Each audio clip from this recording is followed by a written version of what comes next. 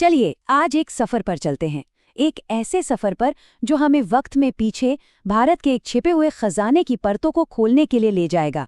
और हाँ, ये सिर्फ एक कुआं नहीं है, ये तो पत्थर में उकेरे गए इंजीनियरिंग और उस जमाने की जिंदगी की एक शानदार कहानी है। तो ये सफर हमें एक ऐसी जगह ले जा रहा है जो जितनी रहस्यमयी है उतनी ही कमाल की भी।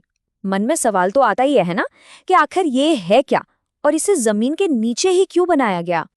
इसकी विशालता का अंदाजा लगाने के लिए जरा सोचिए, एक 7 मंजिला इमारत, लेकिन ये ऊपर की तरफ नहीं बल्कि जमीन के अंदर बनी है। हर एक मंजिल हमें पानी के और करीब ले जाती है और साथ ही हमें उन लोगों की सोच के भी करीब ले जाती है जिन्होंने इसे बनाया था। कमाल है ना। और सिर्फ इतना ही नहीं, इन मंजिलों को सहारा कौन दे रहा है?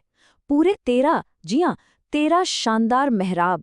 और ये सिर्फ आप कह सकते हैं कि सपोर्ट के लिए नहीं है। नहीं, ये तो एक आर्किटेक्चरल स्टेटमेंट है, आज से 500 साल पहले की कारीगरी का एक जीता जागता सबूत। तो 7 मंजिलें जमीन के अंदर, 13 मेहराब, ये तो किसी भूमिगत महल जैसा लगता है ना। पर सवाल ये है कि आखिर ये छिपा कहाँ है? कहाँ मिलेगा आर्किटेक्चर का ये अजूबा? चलिए अब इस राज से पर्दा उठाते हैं।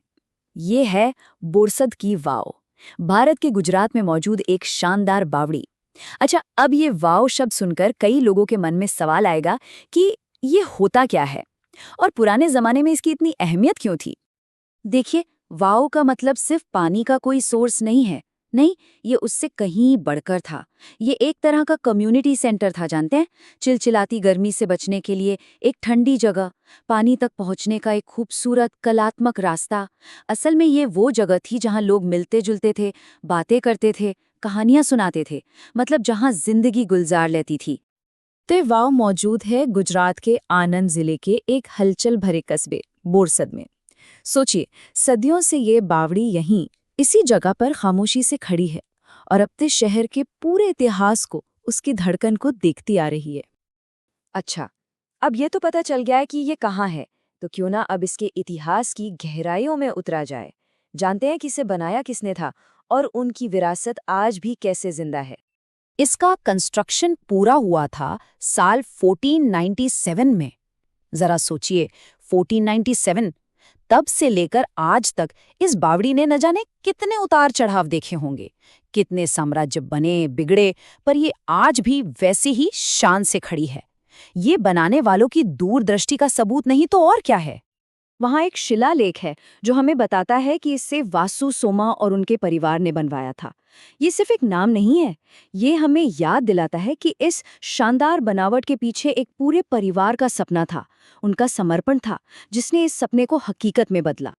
तो सवाल ये उठता है कि आज के ज़माने में इस प्राचीन अजूबे की क्या अहमियत है और क्या हम कुछ कर रहे हैं इसे आने वाली पीढ़ियों के लिए बचाने के लिए?